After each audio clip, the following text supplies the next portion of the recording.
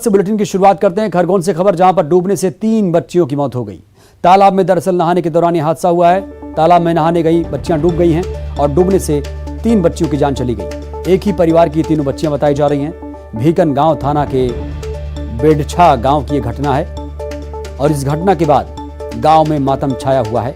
ग्रामीणों की मदद से आपको बता दें, तीनों शवों को बाहर निकाल लिया गया। ये दुखद खबर खरगोन से आप तक पहुंचा रहे हैं। भीकन गांव में एक बड़ा हादसा हुआ है। बेडछा गांव की ये घटना आप तक पहुंचा रहे हैं और ज्यादा जानकारी के साथ हमारे संवाददाता आशुतोष पुरोहित जुड़े हैं। आशुतोष, बताइए हादसा हुआ कैसे? कमरुद्दीन, मैं बताना चाहूंगा ये कि भीकनगांव थाने का बेरछा गांव है। यहाँ पर 3 बालिकाएं एक ही परिवार की हैं, 2 भाइयों की अलग अलग लड़कियां हैं और ये जो है खेत में गई थी और खेत के दौरान जब शाम को वो तालाब में नहाने चली गई। अभी बारिश का पानी है, तालाब नया बना था, पिछले साल ही बना था और ये तीनों चली गई, जिसमें एक छोटी बालिका है जो मीनाक्षी है, जो 11 साल की थी। वो डूबने लगी थी तो उसी दौरान जो उनकी दो बहनें और थी, सोनाक्षी और सारिका, उन्होंने उसको बचाने का प्रयास किया और तीनों गहरे पानी में चली गई और तीनों डूब गई और इसी दौरान तीनों बहनें एक साथ डूबने से उनकी मौत हो गई है। कमरुद्दीन, इस मामले में जी कायम कर लिया है और तीनों के शवों को बरामद कर लिया गया। भीकनगांव लाके उनका पोस्टमार्टम करा के उनके परिजनों को सौंपा जाएगा और बड़ी दुखद घटना हुई है। बेरछा गांव में पूरी तरीके से मातम का माहौल हो गया है।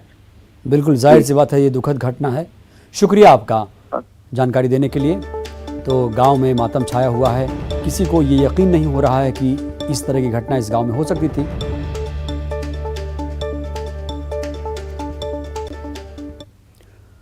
और छत्तीसगढ़ की राजधानी से इस वक्त की बड़ी खबर आ रही है। शिक्षकों की विधवाओं का प्रदर्शन आपको बता दें लगातार हो रहा है और इस बार प्रदर्शन के दौरान आत्मदाह की भी कोशिश की गई। 2 महिलाओं ने आत्मदाह की कोशिश की है। पुलिस और आंदोलनकारियों के बीच झड़प हुई है। 51 दिनों से, करीब 2 महीने से आपको बता दें, राजधानी में लगातार प्रदर्शन हो रहा है।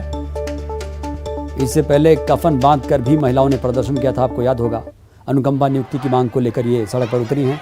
लगातार प्रदर्शन किया जा रहा है, लेकिन अभी तक सरकार के जो प्रतिनिधि हैं, जो जनता के नुमाइंदे हैं, कोई भी अभी नहीं पहुंचा।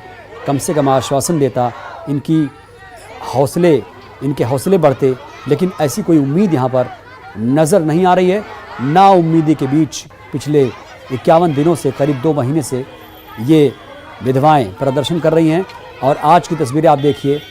पुलिस को इन पर बल प्रयोग करना पड़ा है, क्योंकि आपको बता दें यहाँ पर जो विधवाएं थीं, कुछ उन्होंने बताया जा रहा 2 महिलाओं ने आत्मदाह की कोशिश की है। और आत्मदाह कोई क्यों करता है? जब बहुत ज़्यादा परेशान हो जाता है अपनी ज़िंदगी से, या यूँ कहें कि अपनी मांगें जब नहीं पूरी होती हैं तो वो हताश हो जाता है और यही हालात यहाँ पैदा हुए। ज़्यादा जानकारी के साथ हमारे संवाददाता युगल तिवारी जुड़े हैं। युगल, 51 दिन हो गए लेकिन कोई जूं नहीं रेंग रही है सरकार के प्रतिनिधियों के कान पर। जी बिल्कुल कमरुद्दीन, कह सकते हैं कि ये दिवंगत जो शिक्षक है उनकी विधवाएं हैं और 51 दिनों से ये प्रदर्शन कर रही हैं।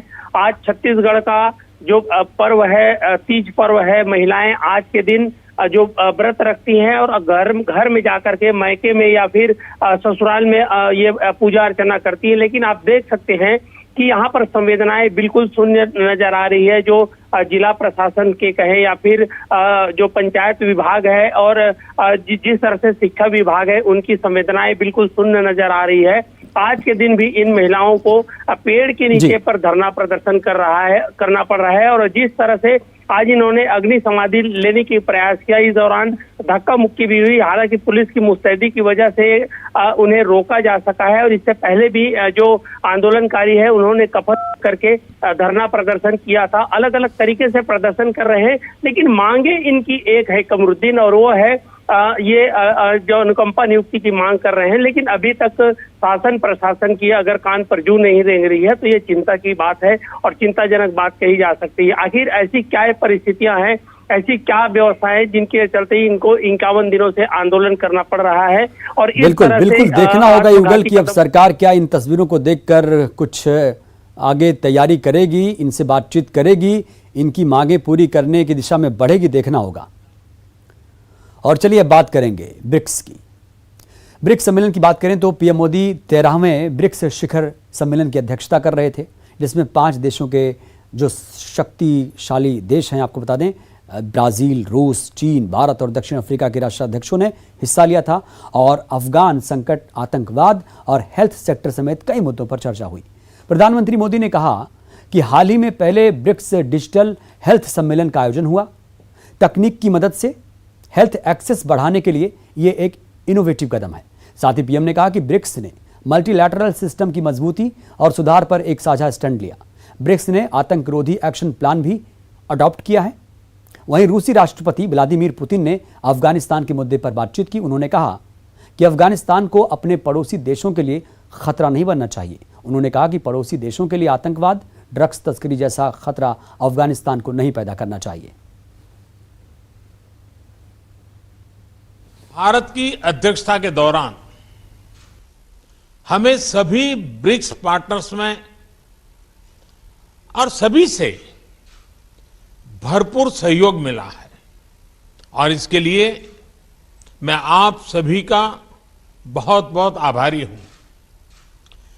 पिछले 1.5 दशक में ब्रिक्स ने कई उपलब्धियां हासिल की हैं। आज हम विश्व की उभरती अर्थव्यवस्थाओं के लिए एक प्रभावकारी आवाज है।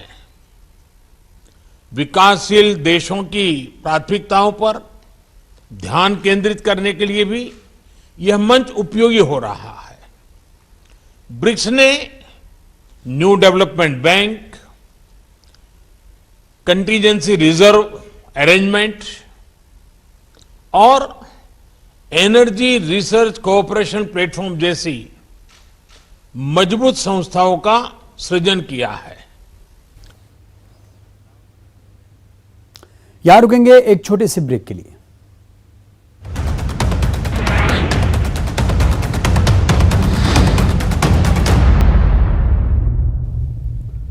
ब्रेक के बाद आप सभी का स्वागत है। अब बात उस बुखार की जिसकी वजह से हाहाकार मचा है। यूपी ही नहीं, अब तो एमपी, बिहार और दिल्ली में भी ये वायरस पैर पसार रहा है। और सबसे चिंता की बात तो ये है कि ऐसे मरीजों की तादाद बढ़ रही है जिसमें बच्चे शामिल हैं।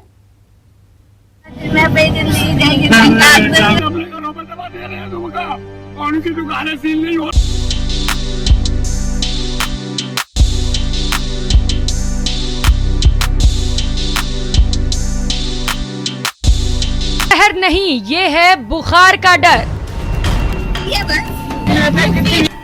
उत्तर भारत में हाहाकार।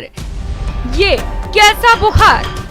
बच्चों के लिए काल बना वायरल फीवर। नन्ही जान बुखार से परेशान।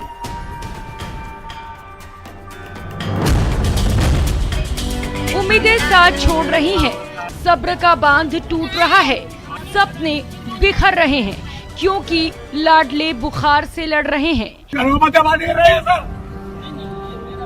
सर अपने अपने घरों पर दवा दे रहे हैं लोगों का, और उनकी दुकानें सील नहीं हो रही है।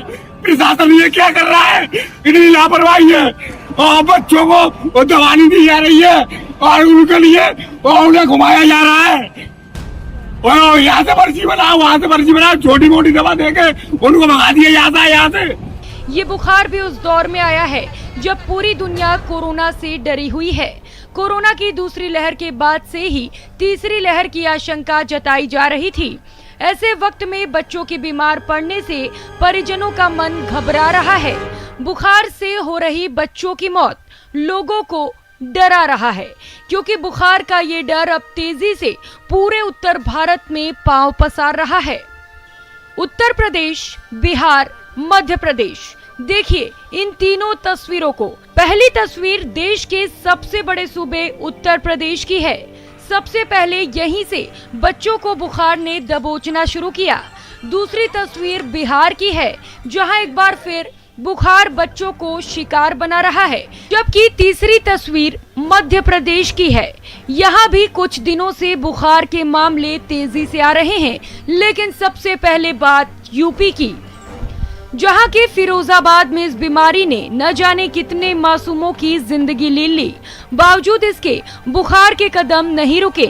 फिरोजाबाद, मथुरा, बलिया जैसे जिलों में परेशानी लगातार बढ़ रही है। अस्पतालों में मरीजों की संख्या बढ़ती जा रही है और अब आलम ये है कि राजधानी लखनऊ, एटा, इटावा, सीतापुर, बाराबंकी, श्रावस्ती, कासगंज और फर्रुखाबाद से मामले सामने आ रहे हैं। पहले इसे रहस्यमयी बुखार बताया जा रहा था, लेकिन अब स्पष्ट हो गया है कि बुखार की वजह डेंगू है। तारीख से लेकर 16 तारीख के बीच में हर मकान को विजिट किया जाएगा, उनसे कुछ प्रश्न किए जाएंगे बुखार के बारे में, ट्यूबरकुलोसिस के बारे में, वैक्सीनेशन के बारे में, उनका आयुष्मान कार्ड बना है के बारे में। तो डेटा कलेक्ट किया जा रहा है। जो भी बुखार के मरीज मिलेंगे उनको टेस्ट किया जाएगा। टेस्ट करने के उपरांत अगर कोई जरूरत पड़ेगी तो उनको दवाई दी जाएगी। यूं तो बरसात और बाढ़ के बाद बिहार में बच्चों का बुखार सालों से बर्बादी लेकर आता है, लेकिन इस बार कोरोना की वजह से डर ज्यादा है। राजधानी पटना सहित भागलपुर, हाजीपुर, मुजफ्फरपुर, सीतामढ़ी, सिवान, छपरा, गोपालगंज, पश्चिमी चंपारण और पूर्वी चंपारण में कई बच्चे अस्पताल में भर्ती हैं। सुनिए क्या है इन बच्चों को हुए बुखार की वजह। एक तरह से किसी नए वायरल फीवर का ये आगाज है। साथ में जब भी ये देखा गया कि कोरोना के बाद जब भी माँ ये पीड़ित हुई कोरोना के, उसके बच्चे जो डिलीवर हो रहे हैं उनमें ग्रोथ रिटार्डेशन, IUGR बच्चे, कम वेट वाले बच्चे और हार्ट की समस्या लेके ज़्यादा पैदा हो रहे हैं। मध्य प्रदेश के कई जिलों में भी वायरल फीवर का कहर गंभीर होता जा रहा है। राजधानी भोपाल, ग्वालियर, छतरपुर, बड़वानी, मंदसौर और जबलपुर सहित कई जिलों में बच्चे इसका शिकार हो रहे हैं। भोपाल में वायरल फीवर के साथ ही डेंगू और चिकनगुनिया के मामले भी सामने आ रहे हैं और ये डर अब राजस्थान से दिल्ली तक पहुंच गया है। कोई भी बुखार हो, जब बुखार हो तो देर नहीं करनी चाहिए। बुखार कोविड भी हो सकता है, मलेरिया भी हो सकता है, डेंगू भी हो सकता है, हमें सीरियस लेना चाहिए। ये बीमारियां भी एक सीरियस रूप धारण करती हैं। और ये डर अब राजस्थान और दिल्ली तक पहुंच गया है। दिल्ली में भी वायरल फीवर बहुत तेजी से बढ़ता जा रहा है। ज्यादातर बच्चे डेंगू के शिकार हो रहे हैं। वैसे भी बरसात के बाद डेंगू के अलावा मलेरिया और वायरल फीवर का प्रकोप बढ़ता जा रहा है। जरूरत है सजग रहने की और बुखार को गंभीरता से लेने की, तभी बच्चे सुरक्षित रहेंगे। Bureau report, news 18 network. खबर सरदार में इतना ही। देखते हैं इस वक्त की खास सुर्खियां।